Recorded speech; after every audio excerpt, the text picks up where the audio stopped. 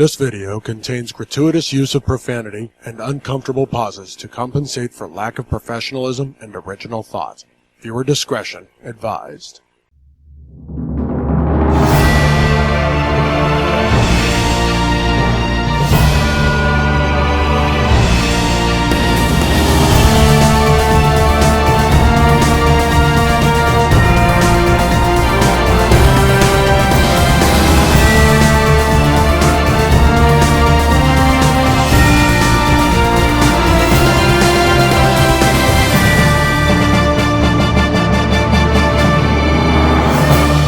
Coming to you live from the land where we don't worry about finishing the story, we bring you the Nerdy Manroom show with your host Hassel and Monster. We got Monster back, guys. Hashtag prayers for Monster worked.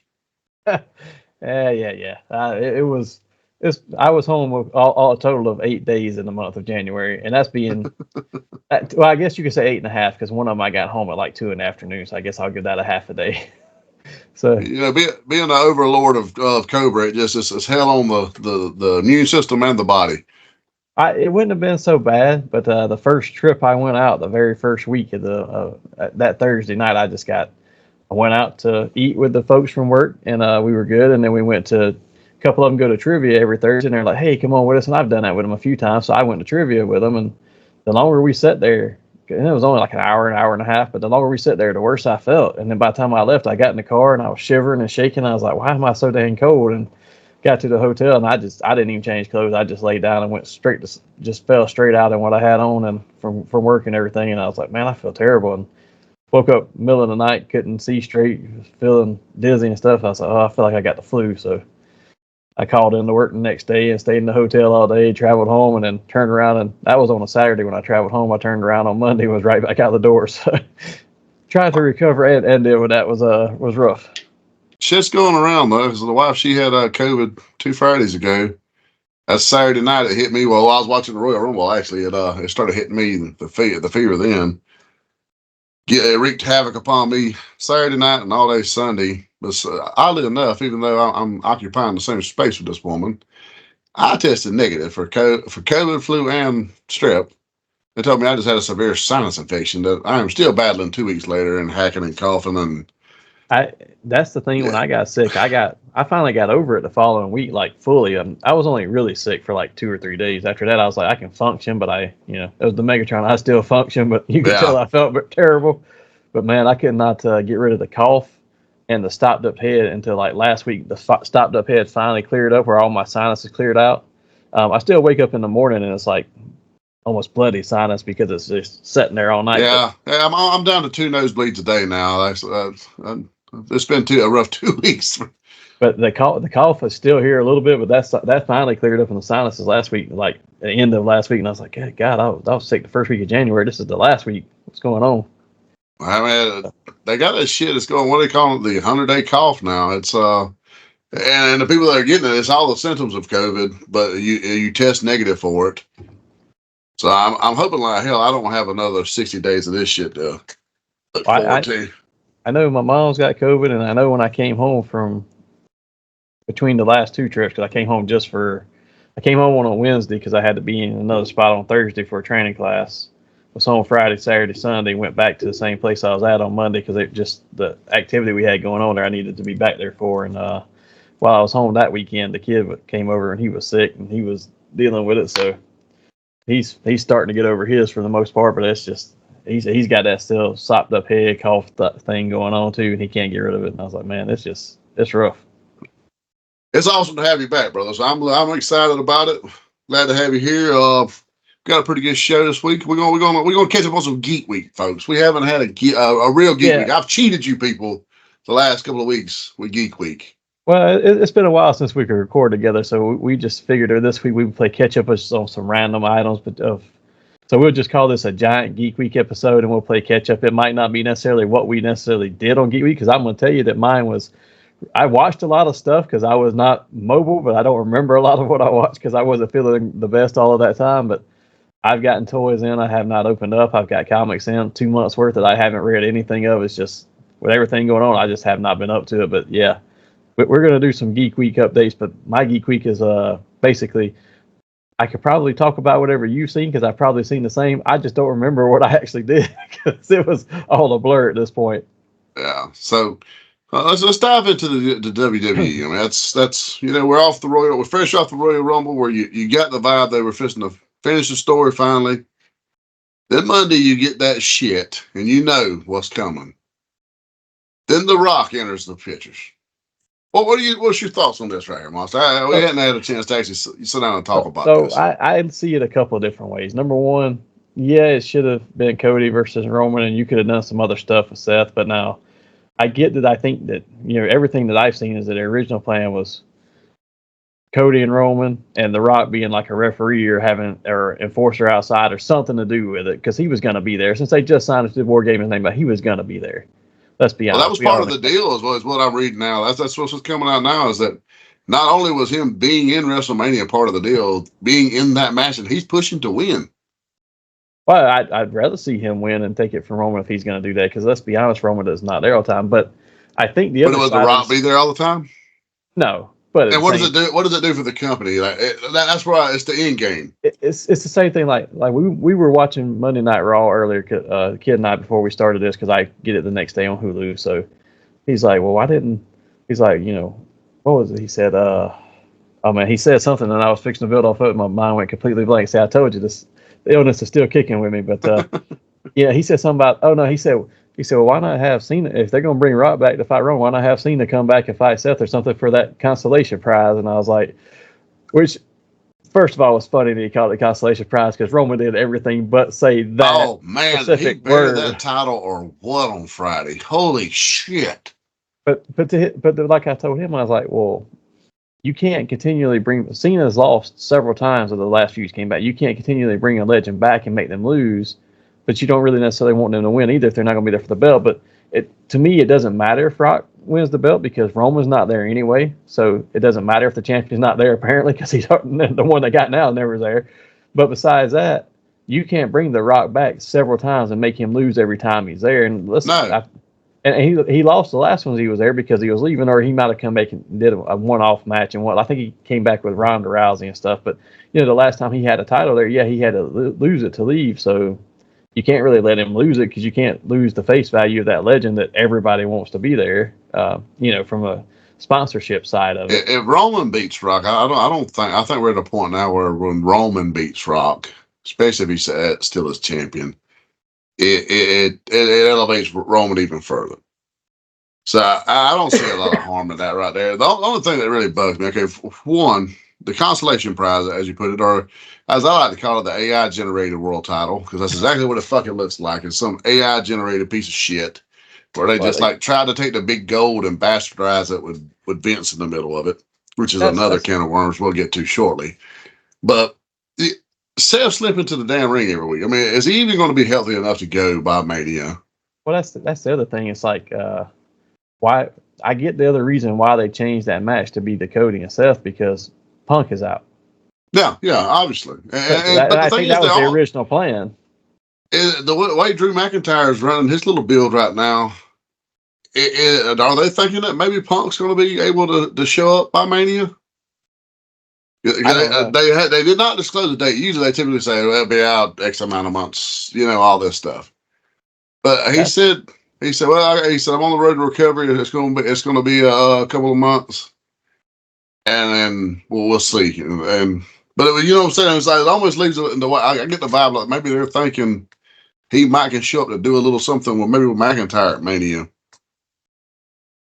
I wonder if that's what they're thinking. But at the same time, I was like, you know what? I see the reason for changing these plans, but to the point the kid and I were talking about earlier is like, okay, well, you could have just thrown Randy Orton over here and let him go against Seth. There's so much star power on SmackDown they're not doing nothing with. Like literally, LA Knight could come over, fucking Styles. So, and I talked about LA Knight.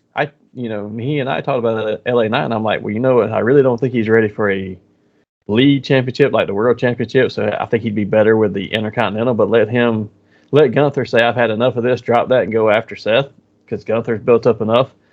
Give LA Knight that Intercontinental title.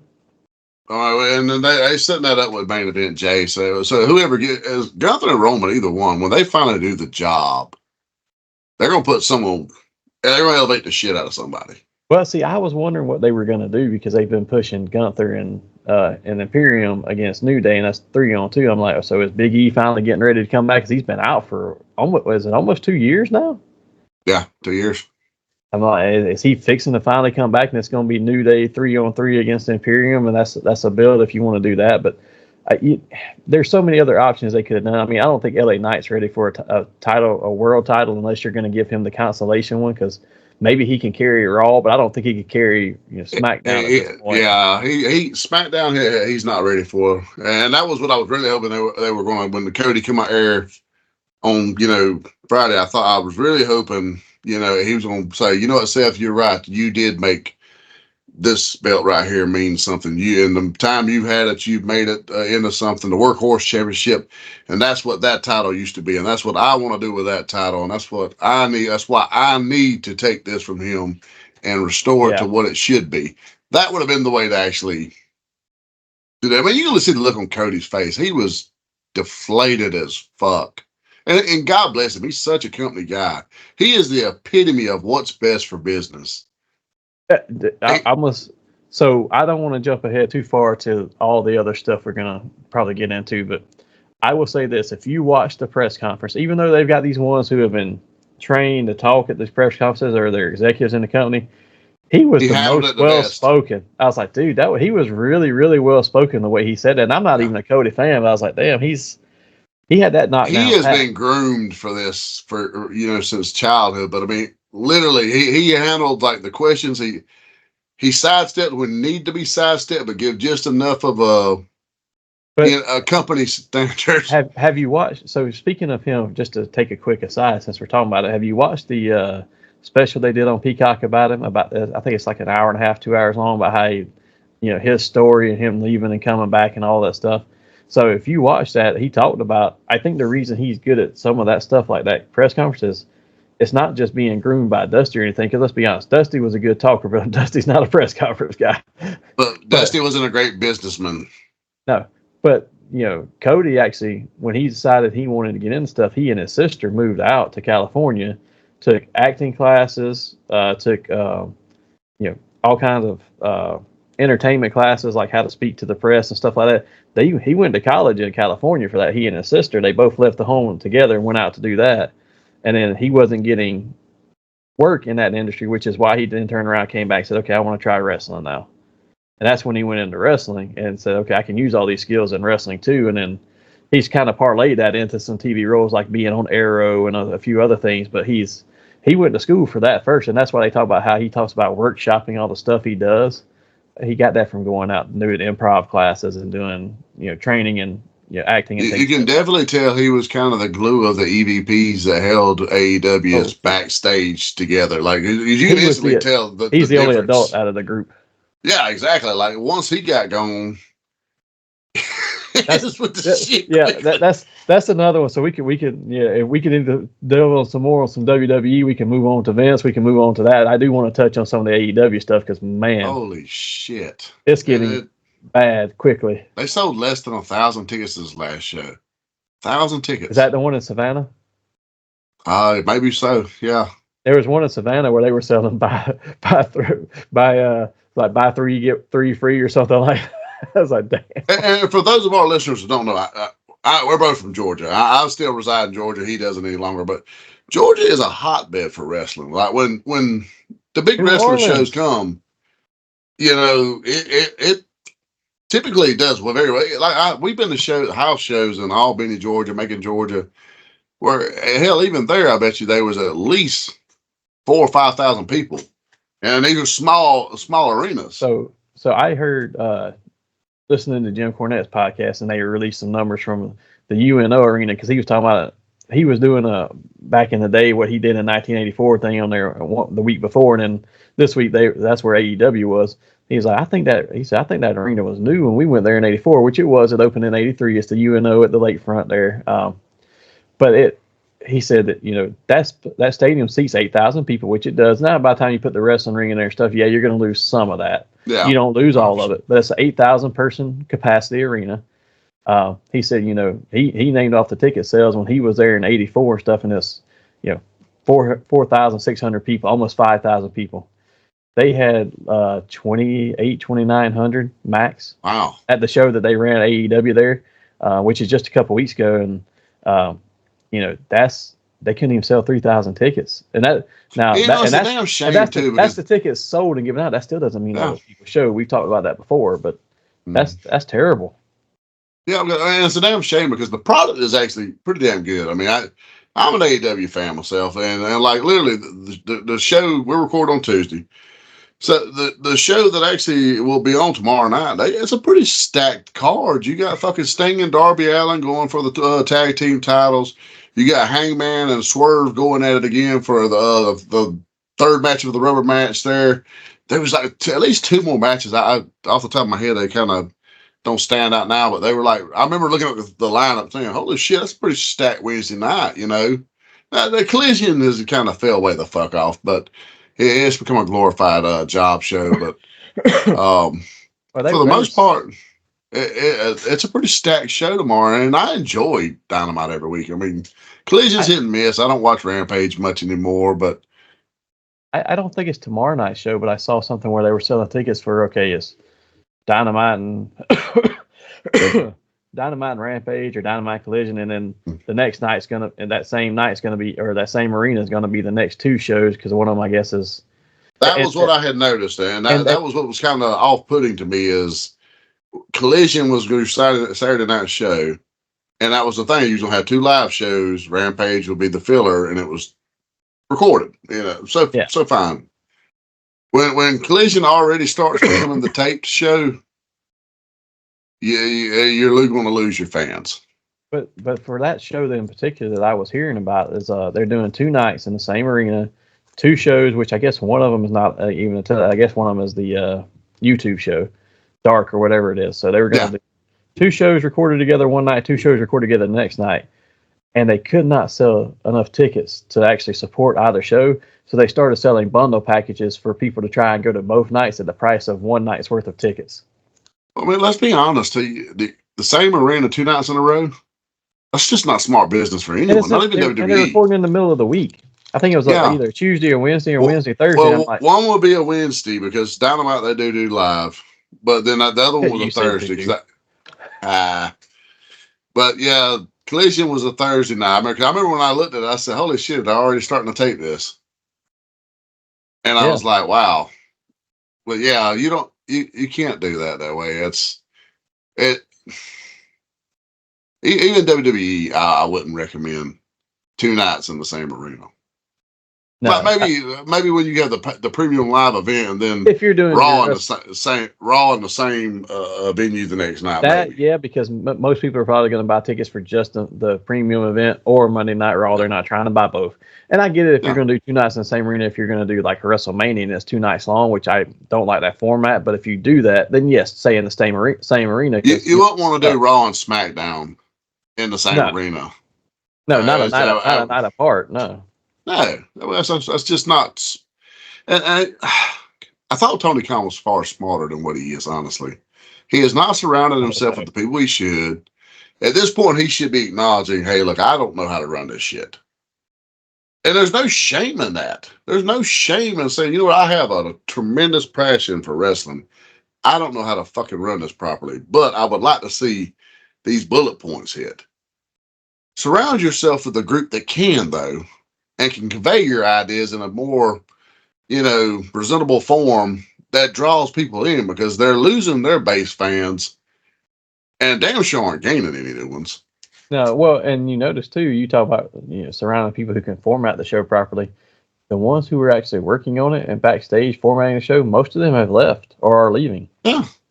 Oh yeah, they're dropping like flies there. Like when all the production. And don't get me wrong, you pretty well knew once Triple H came back in the power, Regal was going to be out, but that was a huge loss to him right there. He could have done a great deal for them, but I mean, they have done shit with you literally have Dean Malenko backstage. You got Arn Anderson backstage. They had Tully Blanchard back there. You had literally 2 of the greatest tag team members of all time, and you didn't have them working with your talent. They turned Bret Hart down as an agent. Like, what the fuck are you people thinking?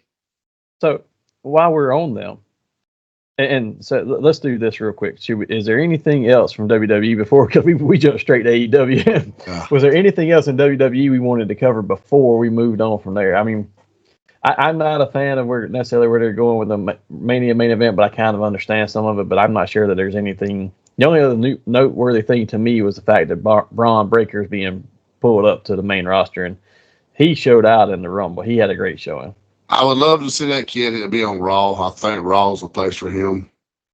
Other than a few speculatory things about the WWE, the only other thing I got is the obvious elephant in the room, and I figure we'll hit that once we're done with this. But I do kind of wonder: do you think Raw will go to 2 hours once it hits Netflix?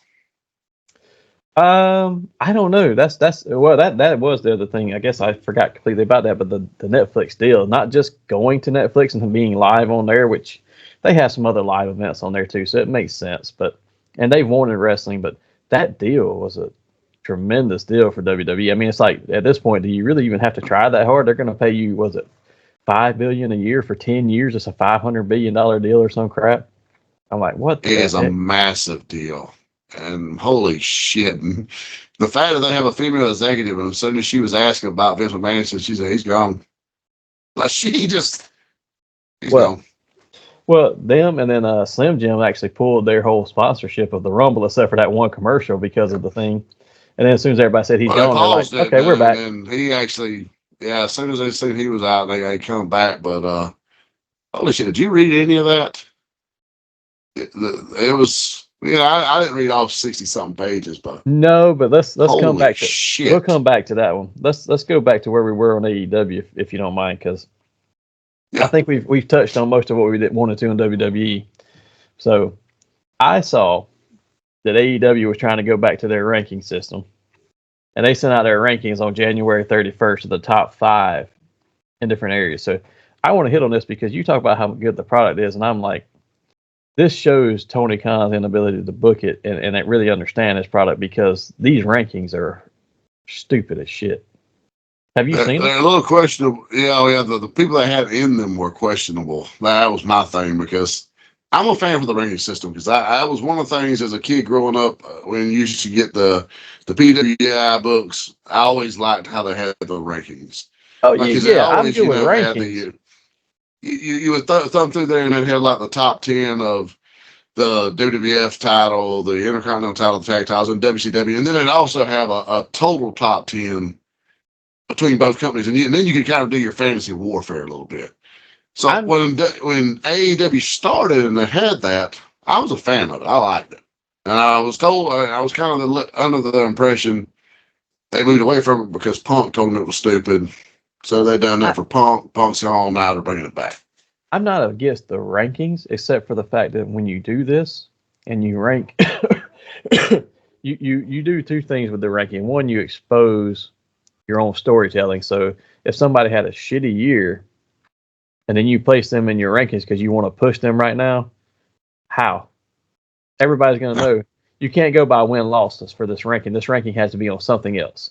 But two, just the rankings that they put together don't make any sense. So I want to run through some of them. So I got to pull it up here.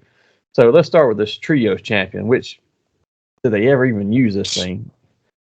So no, it's not even fitting on Rampage anymore.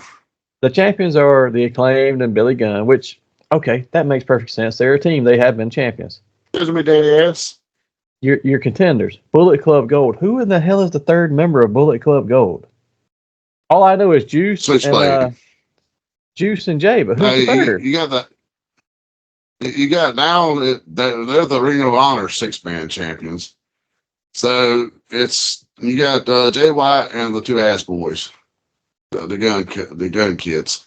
That's your but because now and this is what makes no sense. They have teamed up with the exactly. I was going there next. So your two trios that typically you would think, because they're like in separate companies supposedly, should feud. They're together. They're a mega group now. So your number one contender is a sub faction of your number one of your championship faction. Makes no sense. Which automatically says your product is superior than the other company you own. Yeah. The number two contenders the Hardys and Mark Briscoe. How many times have they even ever teamed up? Once? A couple, and they lost every fucking one of them. Every one of them. Number 3 is the Dark Order. Okay, they're at least a team, but they're not. What did they win? Number 4, FTR and Daniel Garcia. FTR should be somewhere in some of this, but how many times have they teamed with Daniel Garcia? Twice? Okay. 3?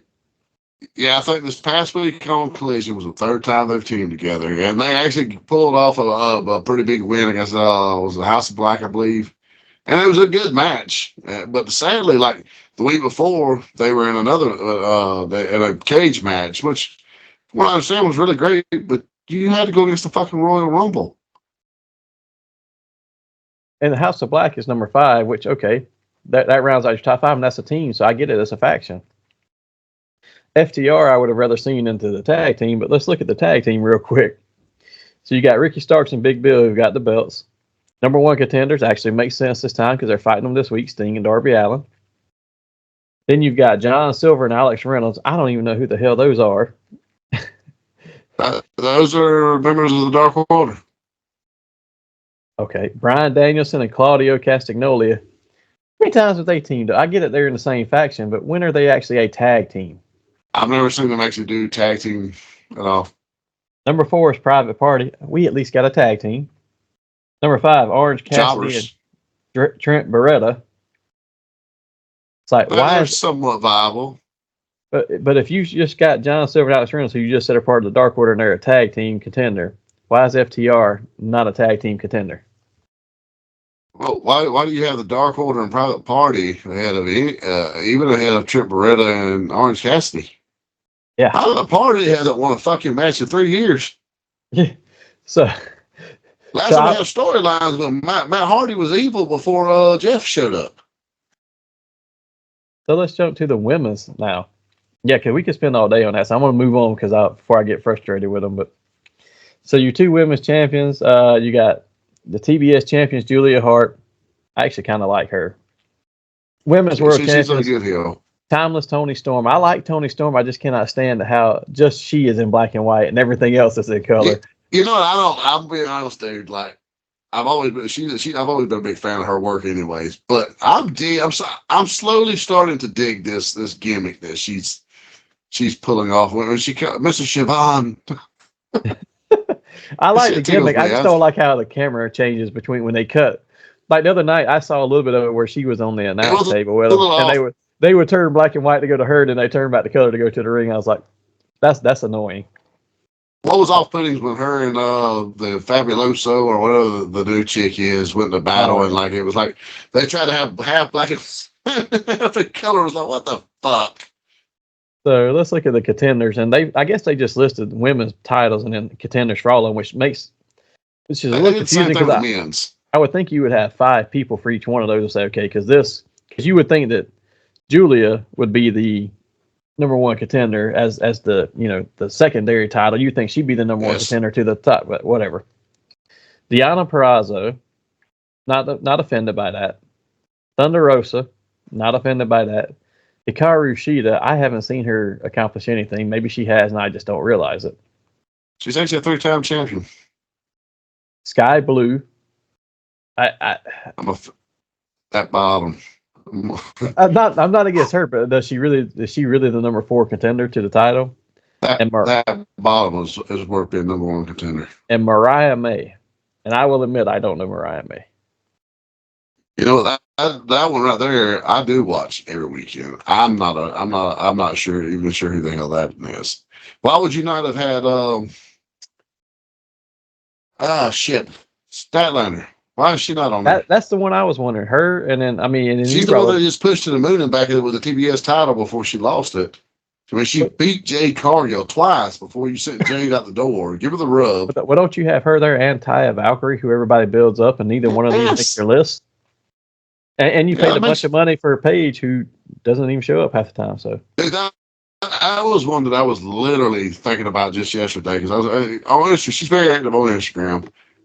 All she does is post like photo shoots. She does all these like really fancy photo shoots, and I'm sure Tony Khan's paying for every fucking one of them. Thank God, she's still $1 million package wise. I'm sure she's fucking, a box of yoo-hoos in the ring. But, she's you paid a lot of money for her and you've done nothing with her. And, This is it's true. all, and that's the part that worries me about AEW, because like literally they're trying their best to they were trying their best to get Okada before, and I think he's going to WWE to NXT actually. But and then I got thinking about it, it's like, what the fuck happened to Ospreay? You just spent fucking millions to get Will Ospreay. And as soon as fucking Omega goes on the shelf, you just ain't done shit with Ospreay since. But did you I read haven't why he seen said him he on TV chose that? since. Did you see his comment about why he picked going to AEW? Because I believe it WWE was offered him money too. Yeah, I believe it was because he wanted to fight Omega, Oh, and then Omega got hurt. he took that contract because he said it was more days off for him to be home. He said that in a live interview. Of course it is. He got signed. He could have got the same amount or more money from WWE, but he would have had to come over here and he would have had to work. And he was like, "I'd rather be home." Which okay, if you want to be home, poorly run WCW. Because I mean, let's face it, if Time Warner had not had a still wanted wrestling, WCW would be in business today. That is why WCW went out of business. But it is poorly run early WCW with guaranteed contracts. yes. So I guess the only thing that leaves us with is the men's title. So men's champions, you got Samoa Joe, Christian Cage, Orange Cassidy, and Eddie Kingston. Two of those, I'm all right with. Two of those, I'm like, why do they have titles? I don't. I'm happy to see Joe in the top spot. He's a credible champion. He can kick ass. He can give you your cowardly heel sometimes, but he can give you that vicious heel sometimes, or he gives you everything you need. And then if the push comes to shove against the right heel, he can turn babyface in a minute too. I mean, he is a total fucking package.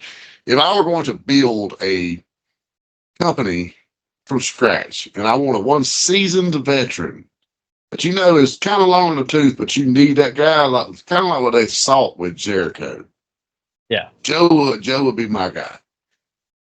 Yes, I'm good with him and Christian both. Orange Cassidy does not need a belt to me. And Christian is your best fucking heel in wrestling right now. The Patriarch, I am fucking loving that. It is just the greatest. And Eddie Kingston lost all of his momentum months and months ago. He had a good push going, and then it's like, okay, why are you even here anymore now? I really liked the Mad King at one point, and I'm not a bad. It's not that I dislike him, but dude, I was watching. Matter of fact, because I did watch Collision this Saturday. I don't always watch it, but I did watch it this Saturday. There was nothing really going on. I felt like shit. I was like, fuck it, I'll keep Collision on. And I watched this match he had. And the dude he went against got a fucking contract. And the guy's not a bad independent wrestler. But they done it's this chop spot. And like Ric Flair chops, you knew it's like, holy shit, he's laying them in. And I'm 100% with Bret Hart. If you got to fucking lay in your moves and make it hurt and whelp your opponent up to where they're hurting the next day, you haven't done shit. That's not wrestling. That's Bill Goldberg shit. But I think Kingston took what Bret said to another level. Because he had this guy in the corner now, and I shit you not, he had him there. And he's like this far from his chest, but he slaps going in succession. Like, I'm like, are you spanking a toddler? Well, I mean, I promise you're not busting a grape with those fucking things. Well, you talk about him doing a hand slap. If you give him a diaper, he would just be E Honda. Pretty close already. The man could use some conditioning. He could use some conditioning, but you know what? I'm fine with that. He's the everyday guy. That's why I kind of liked him at first. He's the everyday guy. He looks like one of us in a singlet and some pants out there trying to throw his hands. He's an everyday guy, but I don't know what they're doing with him. Well, let's talk about these contenders they gave to him too. Swerve Strickland. Okay, man, Swerve's my guy right now. I'm Hangman digging Adam Page. Okay, I see him on the top of the card. Hangman TA is doing it. Adam Edge Copeland. Sure, he's a legend. He should probably be up there. John Moxley. They use him all the time. I am not a fan, but they do use him. But number five is the one that kills me. Roderick Strong. What? He's number 5 on the contenders. He is a lackey for your crippled devil. Yeah. He's a straight lackey for your crippled heel, I guess, leader of your big heel faction. But where said it best? He said, I guess Vince really did have it right when he wanted to make him Keith Lee's manager 5 years ago.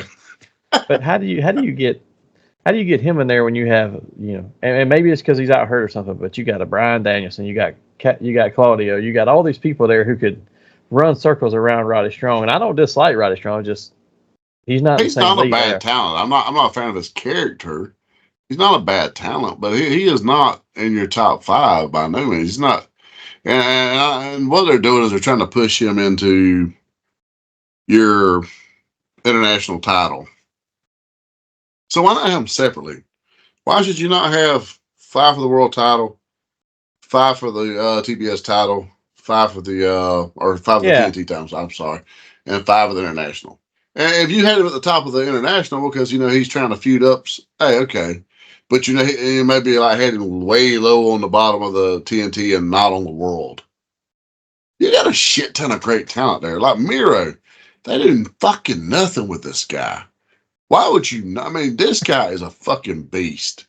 I would have him out there at least every fucking week. I mean, there's just certain talent they don't. It's almost like Tony just wants to buy the toys, stick them on the shelf, and when I want to play with you, I'll dust you off and bring you out. Then when I don't, you can just sit home and fucking make money. Yeah, I don't know. It's amazing to me that they pay so much for some of these people like a Miro and stuff, and then they just don't even use them. Nothing right there. Just waste them, and it sucks because these guys aren't getting any younger, and iron sharpens iron. I don't give a shit what you say in pro wrestling. You have to stay active to, because when you don't stay active, you get what you got with Punk right now. Every time the fucker wrestles, he's hurt. Not just him, Punk. Look at it. Yeah, look at Edge. I mean, Edge he's out there every fucking week wrestling. And he's not getting fucking hurt. But you look at how, and I know in the past there have been rashes of injuries here, rashes there, and it comes in groups, right? But not like it is right now. I mean, so you got your Adam Cole out injured, has been for months. He's supposed to be your big heel. CM Punk, every time he wrestles, he gets hurt. Fragile Phil can't make it through a fucking match for nothing. He had 2 matches in WWE, one a Royal Rumble. But you look at those people like that, and then you look at somebody like Seth. Yeah, Seth got hurt, but he still limps out there every week, whether you like him or not. But you know what? Is that also because Seth's not doing the matches he was doing at one time either? He was wrestling probably 200 times a year, and he's probably down to, 100 maybe? But he still he doesn't wrestle every week on Raw and hasn't in some time. He doesn't defend the title every week. Oh, look at MJF, another problem. A young guy. Yeah. You're not going to tell me the wear and tear on his body that he's having these surgeries for right now is because he was out there fucking over wrestling, because he wasn't. He was in fucking vintages or beignets or whatever 3 weeks out of the month and wrestled once a month. And all these folks get hurt, but it's also the style that they wrestle now too. It's more high impact, high velocity. You got to jump off everything to prove a point. Wrestling. Oh, you got to kill someone to beat them now. I mean, but you look at people like, even though I'll use a couple of them like Sami Zayn and Kevin Owens. I mean, they're out there all the time. They do some of the worst and dumbest shit they could possibly come up with, but they still show up there every week because they're used to getting beat up every week. You let one of them take off, come back, and they get hurt. It's like your body calluses. And that was kind of what Hulk Hogan said one time. Is like, the more you wrestle, your body calluses up. So when he was wrestling 300 days a year, he could do things he couldn't do when he got to wrestling, say, 100 days a year. Yeah. Towards his WCW, the run there. And then, definitely into his WWF last run. But frustrating. The state of wrestling is in a bad spot. So I don't know what else you have in AEW. I've only got one other thing, and that's the whole Chris Jericho debacle. If you thought Rock got booed because he came back and took Cody's spot, which he did, Chris Jericho is never going to get away from these boos at this point. They need to take him off TV for a few years. Not only has he got that shit going on, have you seen the pictures and videos that are online from his cruise? You know, he does the wrestling cruise shit. I've seen some stuff in the past, but I haven't seen anything current. Fuck, dude. There's some pictures online right now and videos. And like him and Big Show team up again. You know, they were Jerry Show and and they actually come to the ring to the Jerry Show theme, which was like, wow, that's ballsy. This is video to put out there. But Jericho broke down and he wears the old school trunks. Not the leg, not the breeches, the trunks. And dude, he waddles the fuck out there looking far worse than Ric Flair ever did. Like, don't get me wrong, towards the end of Flair's career, even then, he still, you know, you could tell that this was a man that still had some abs, still had some masculinity to him. Jericho looked fucking brutally horrible. And Big Show looked even goddamn worse. He's out there and he has what, and I'm assuming it's the singlet he wore during Jerry Show because it had the purple and you remember he had that weird V thing going at the time. But like it's like it fit him so tight around his waist, but then like just above where the pelvic region goes, he's like hunched over and really massive through there. But then it's like where his ass is now is like shrunk down. It was, God, it's so off-putting. And just watching them walk to the ring together, and then he's got like one knee that like just so much sinks in. It's like like if you ever left a figure out in the heat, and that one leg, you know, it kind of does this shit like this. He had one leg like that, and it's just like, holy shit, this is fucking awful. And you know they had, and it did not send the people home happy. No, well, I mean, but Jericho's whole thing of getting booed is that whole debacle with the girl that left. The girl from NXT. Yeah, what I can't remember her name, but then that. Well, she was a former NXT girl, or maybe she's in NXT now, but she was in AEW, and there was some allegations. Well, there was that, and then his whole thing about the rant he started on Christmas started the whole thing with NDAs and all this, and I was like, dude, why are you getting involved in this stuff? Well, like he cannot stand not to be the center of attention. He's the one that's probably really wanting to go to bat for Vince right now. Like, it's okay to shit on this girl's head. She accepted the gifts.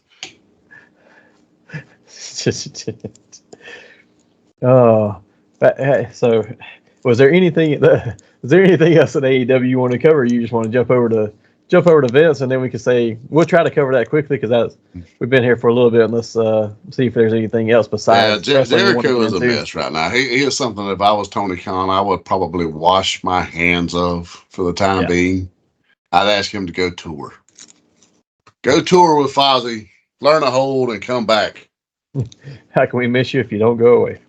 That part. So let's briefly touch on the Vince stuff because it's been covered by a lot of things. I'm going to tell you, I didn't read the whole thing. I've read bits and pieces, and I've seen where John Laryngitis wants to act like he was the victim and made to do stuff too, even though you know he was all part of it. How quick did he turn? One weekend, he turned on Vince so fast. And I'm not saying I feel pity for Vince McMahon at all for him turning on him because the things I'm reading is just like, what a fucking scumbag. Which is which one thing I will say, I've tried to be subjective about this because allegations are allegations to proven guilty in the court of law. I mean, regardless of our own opinions, you are in America proving you're innocent until proven guilty, not guilty until proven innocent. However, this is the same girl that the first allegations come out about. The very first one from last year when everything kind of kicked off. It's the same chick. All it is he paid her a fucking $1 million, and then he pulled what he pulled on a lot of promoters, like Stu Hart. When he bought the promotion, he made a few payments and then said, "Fuck y'all, I ain't paying no more."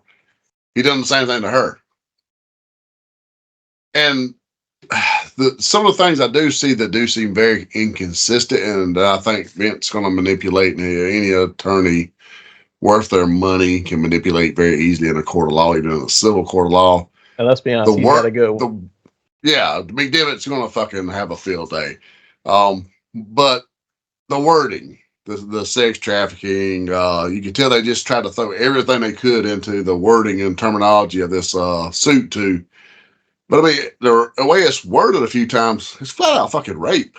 I don't see how that could even stay in civil court now. Why that is not in a criminal case? Because I mean, if it's really the way it's worded, it's flat out fucking rape at one point.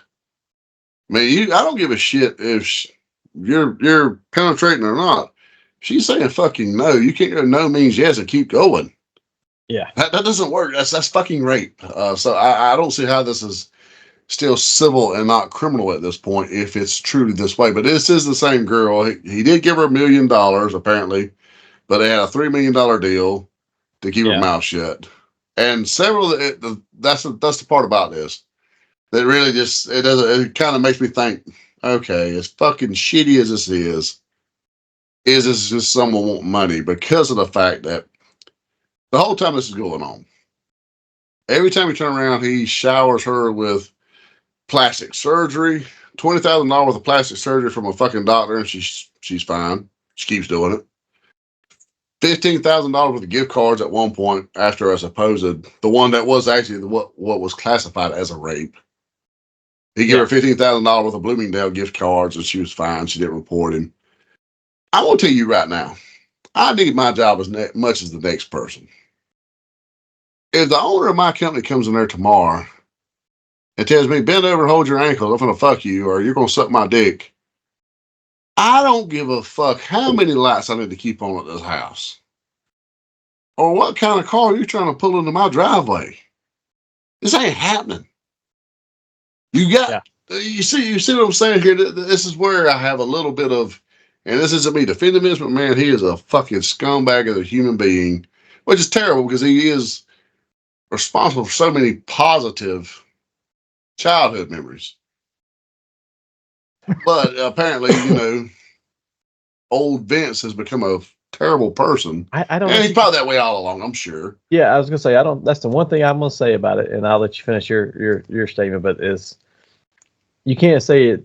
Old Vince became that way because if you go back and watch the stuff in the '90s that Vince perpetrated in WWE, a lot of stuff is starting to look a little different. This sounds like stuff you liked in your personal life. You just couldn't do it at home, or you didn't, or you just took the time to do it here so that nobody would say you do stuff like that at home. Very true. The only thing is, like, even Jim Cornette, I mean, he's typically the first one to throw a motherfucker under the bus.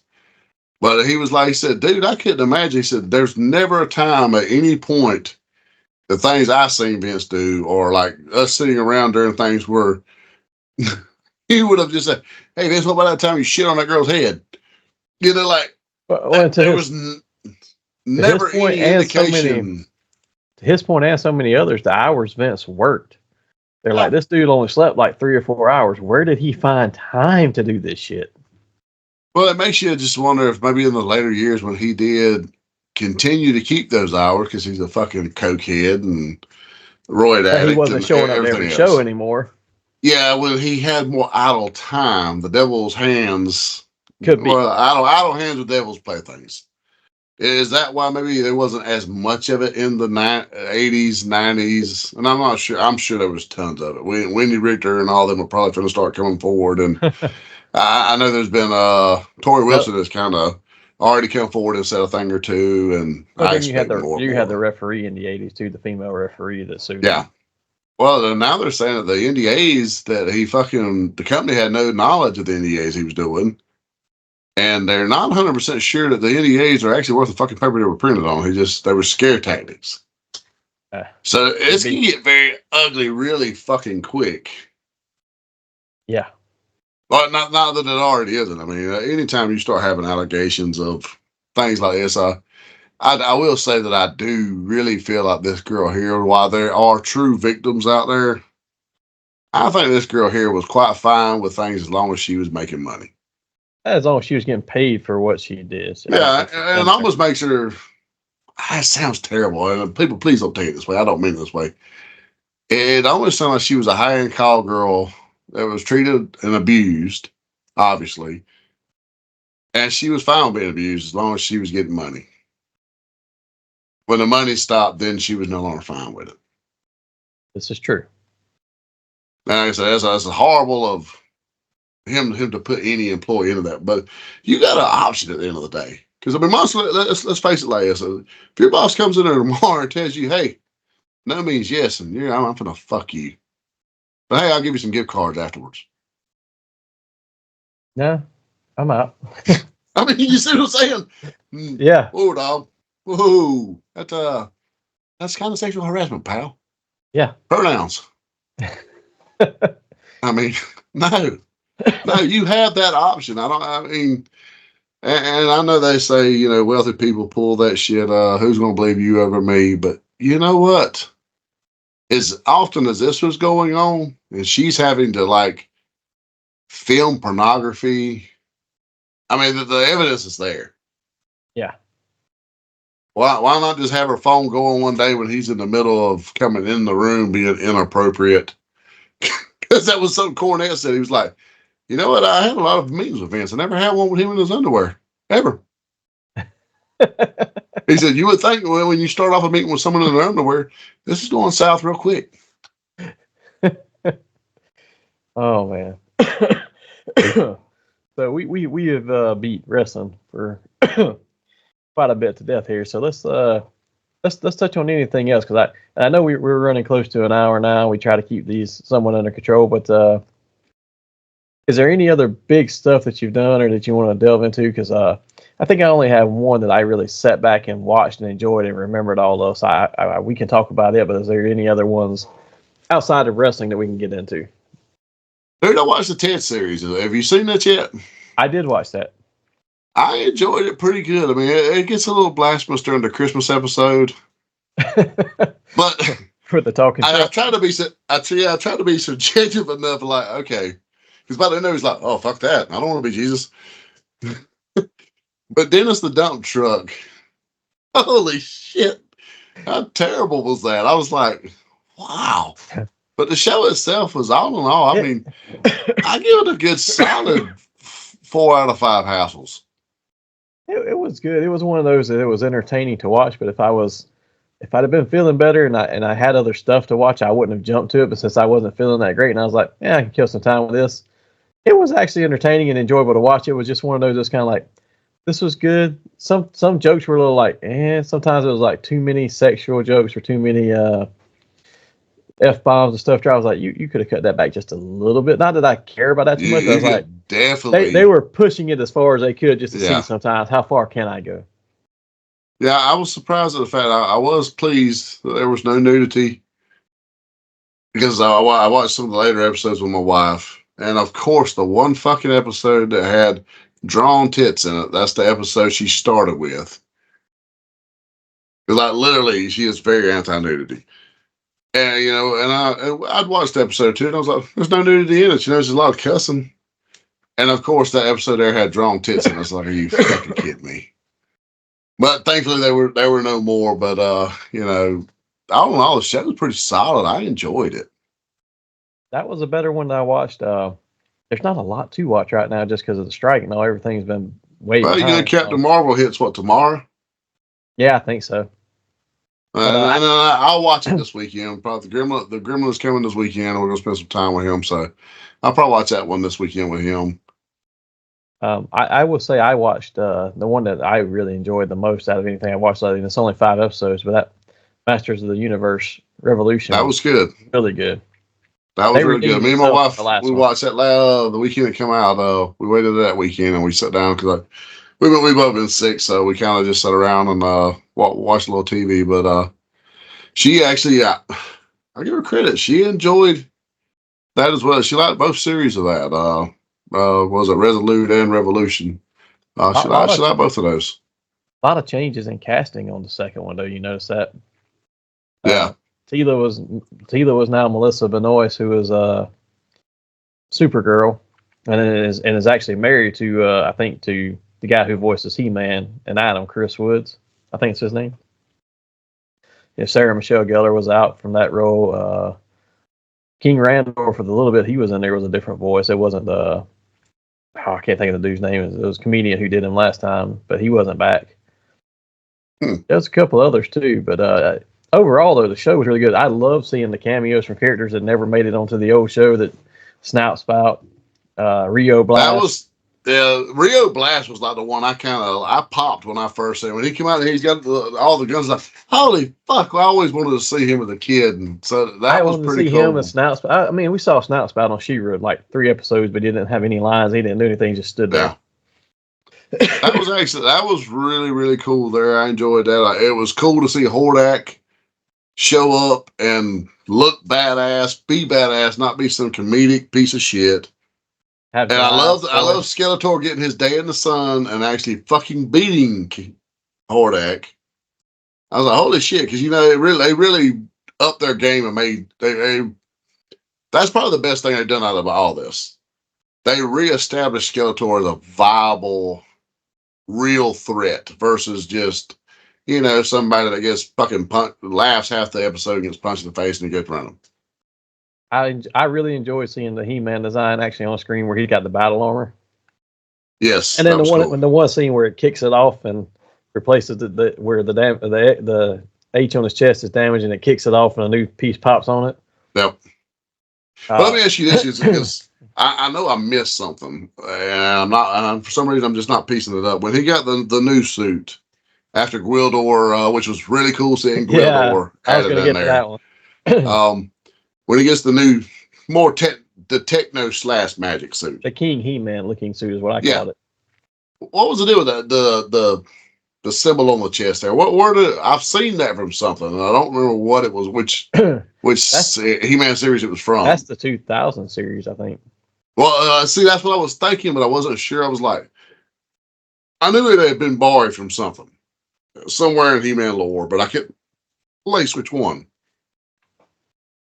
That was the 2000s, and that suit reminded me of is it a Thunder Punch He-Man where he got the red vest and all? That's kind of what it reminded me of. That's what I wanted. That's the one thing they left out that I really wanted by the end of this. I wanted to see fucking Thunder Punch He-Man kicking ass with the Thunder Punch and the Golden Sword. But they brought in everybody except for basically Cyclone. Yeah. But you leave that open with having the Guar in there and having Keldor and actually explaining that yes, that's who Skeletor really was.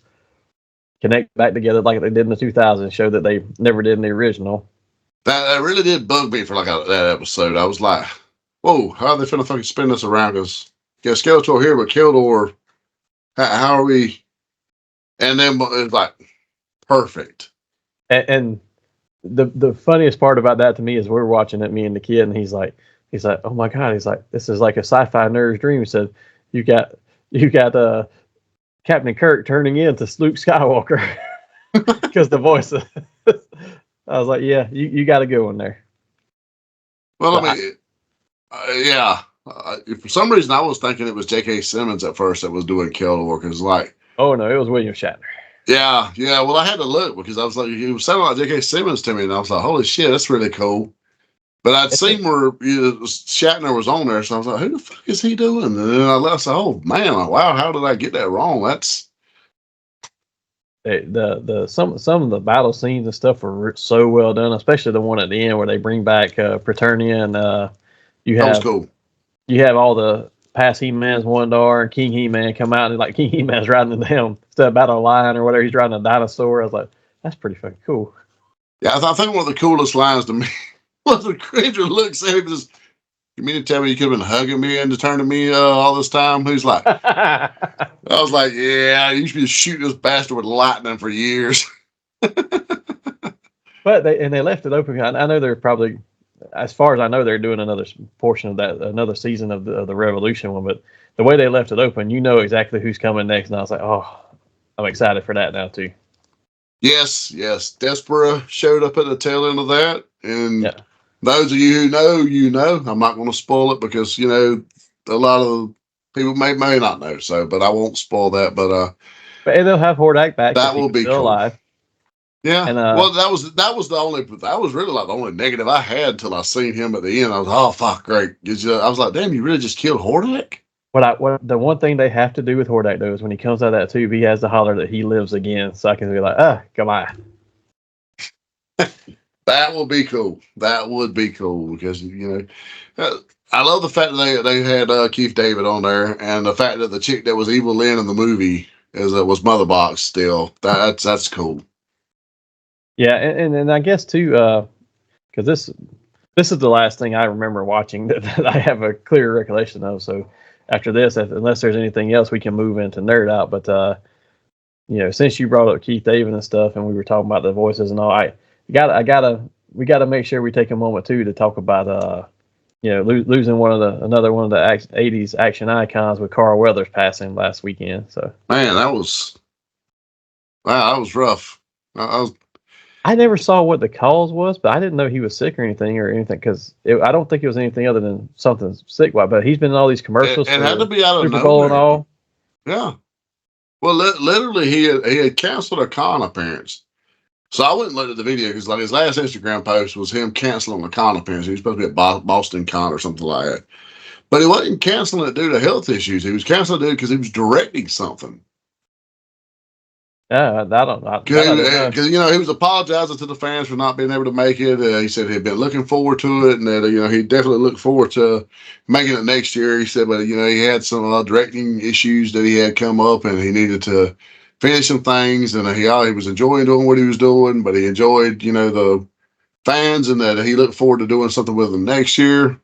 So I mean, it wasn't like he was like, oh, I'm sick and can't make it, and then he passes. So it's like I don't know if he just maybe he had a heart attack or what. I still haven't heard, honestly. But I haven't either, and honestly, I almost even forgot that it happened. What made me think about it was when you talked about Keith David, and I was like, his voice sounds so much like him to me, and I'm like, then I remembered that. But I saw something else today too, and I hadn't heard this, but Toby Keith apparently died today.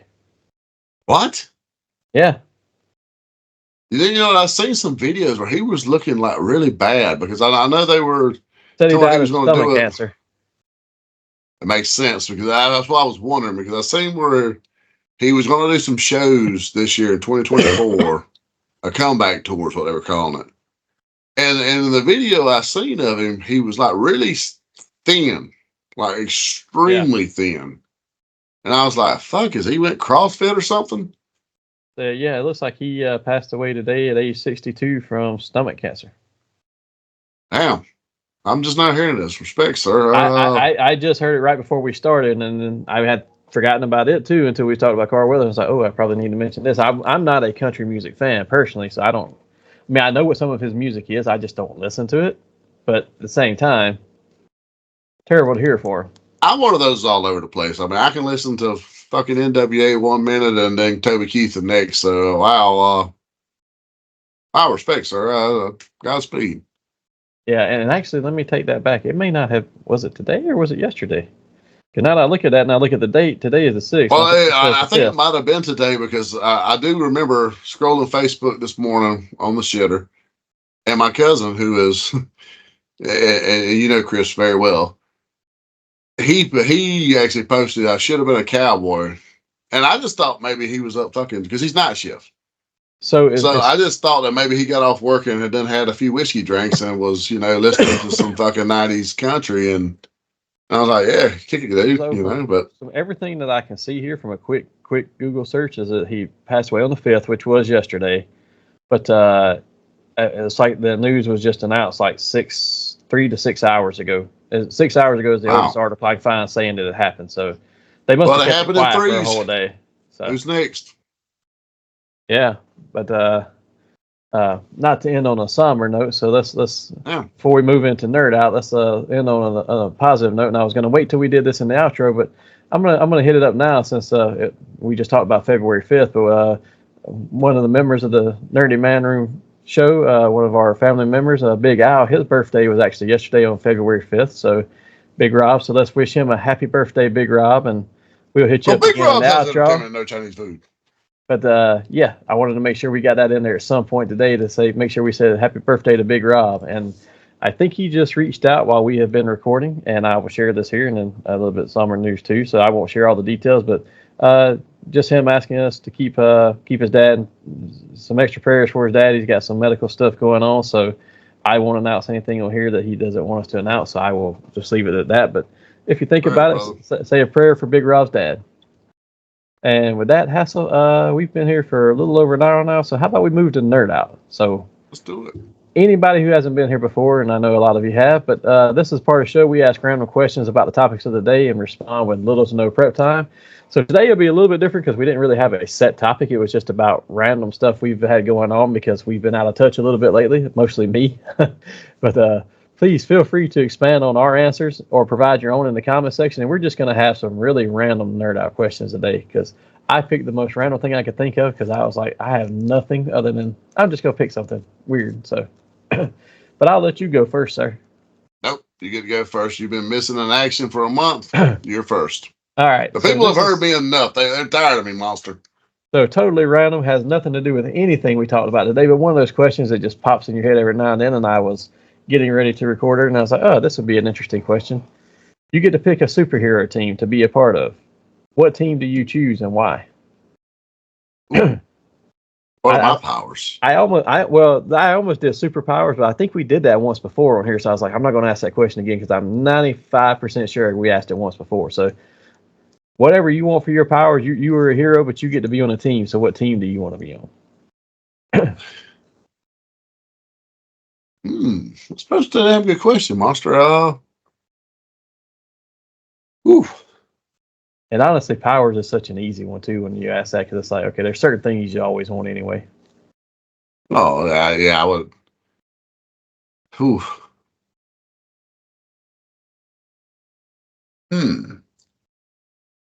But before a side note, if you want to throw in what powers you want to, because I'll tell you, my power is an easy one. I want to be telekinetic because all the powers you can replicate with that, I don't need a bunch of other ones. I can still move stuff. I can still fly. I can still. They're fucking Jedi, essentially. Yeah. Ooh. Power-wise, I already know. I've got Wolverine's fucking healing factor. That's a great one. Xavier's mind powers and super strength. That's where I'm going with that right there. And I don't want to be, as much as I love the X-Men, I don't want to be a dirty mutie because, they're persecuted far too fucking much. I don't be the Avengers. They're fucking celebrity heroes. They live in mansions. They kick rocks in fucking West Coast and East Coast. Yeah, I want to be the Avengers. That's fair. So I would tell you that I thought about all of those, but I thought about it. The team I picked is because while there's pressure, there's the less amount of pressure for this team than any other. But I picked the Fantastic Four because while they do have to fight and save the world a lot of times and come up with stuff, they also have a lot of downtime where they just go exploring.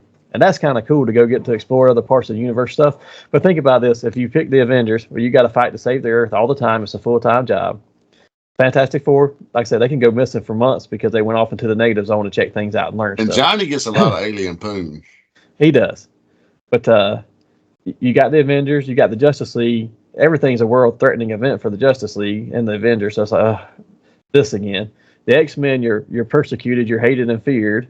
The Titans, the Titans were a close second because they were like the family one, but they still get a lot of stuff they have to deal with this world-threatening, especially now that they're replacing the League. And I'm like, Fantastic Four just seems like the least pressure out of all these jobs. And I get to go check out new places. The Fantastic Four because I looked at my shelf just there and I was like, hey, this looks kind of. They get stuck in the negative zone a lot. This is true. I don't want to be stuck in the fucking negative zone. This is true. The quantum realm or any of that shit. I mean, there is that point of that. So I was like, you know what? I can get along with these, but I just feel like there's less fighting for my life and the life of everybody on Earth sometimes with the Fantastic Four as compared to all the others out there. And then, you can't go to ones like the Seven or anything like that from the boys because it's like, I don't need to be in this room. Ooh. Yeah, anything with Vought, I don't want no part of. Anything that I got to walk on eggshells or lose my life, no thanks. Yeah, when people start fucking getting microscopic, going up the head of your dick and blowing you up, no, sir, I'm out. I'm out. I'm out of that and fucking a octopus. No. Yeah, and then I didn't want anything like Midnight Sun or stuff. I'm like, I gotta deal with demons and stuff. That just seems like night. I like that, but it also seems like nightmare fuel, and I can never get another good night's sleep after I join the team. Yeah, no shit. I bet Giant Blaze does sleep terribly. Or Blade, man, or something like that. I was like, how do you do that? How do you rest? That'd be worse than sleep apnea. Yeah. So, with my random ass question, now it's your turn. I'm gonna piggyback off of a fucking what if meme I shared the other day on our page. I'm sure you saw it. Is it like when I seen it, it fucking infuriated me. It was of Spirits of Vengeance, where Batman had the entire Spirits of Vengeance just laid out. And he's like, these are your Spirits of Vengeance. How do you really feel that fucking showdown goes down? I looked at that and I was like, I don't really get this whole meme at all. I didn't understand what it was trying to be because I'm like, okay, Batman, yes, he says I am vengeance, I am the night, whatever. But he's not supernatural. He doesn't have power. No. And to be honest, why would he even encounter them? Because he doesn't spill innocent blood. This is true. Unless it's just that he feels guilty that Jason died on his watch or somebody died that he couldn't save. I feel like he does harbor enough guilt and remorse for some things. Sinister would murder him in itself. Yes. Just for self-inflicting penance, basically. Not because he's just such a guilty person, just self-inflicted penance. But that was a no-brainer. I was like, first of all, why are they battling? Yeah, that was me first. Other than that right there, other than some fanboy just said, hey, I got a hard on for Bruce. Let's make him fuck up the Spirits of Vengeance, which makes no sense. Here's my argument all the time with Batman. I like Batman as a character. I like him better when he's with the League or with Nightwing and Robin and stuff and doing something. Like I've been rereading Batman Nightfall and Night Quest where Azrael replaced him, and I'm actually on the last one now with the Nightfall where he comes back.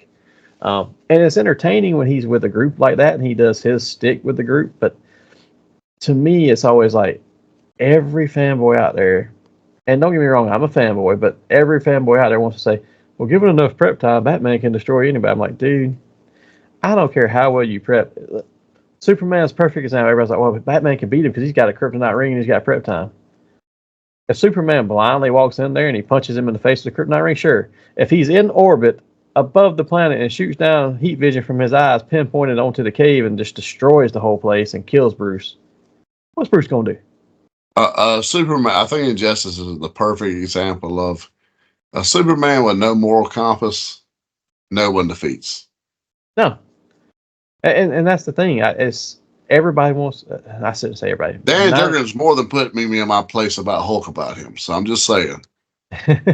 I will say that everybody who gets on there and says, and I don't mean everybody, but everybody who defends them and says that Batman can defeat anybody with enough. No, I'm sorry. He does not defeat everybody. As a bonus round, and as a shout out to our boy Casey, who we all ignored when he sent this question earlier today. Did he send something? I missed it. He sent us one earlier today, but I was like literally in the middle of fucking 40 different things, so I couldn't answer. So just looking back at it now, we'll announce it here on Nerd Out. So Casey, here's your question. You have a 6-man what if, well, I guess it's Marvel versus DC. On the Marvel side of things, you have the Beyonder, Molecule Man, and the Living Tribunal. On the DC side of things, you have Mixoplex and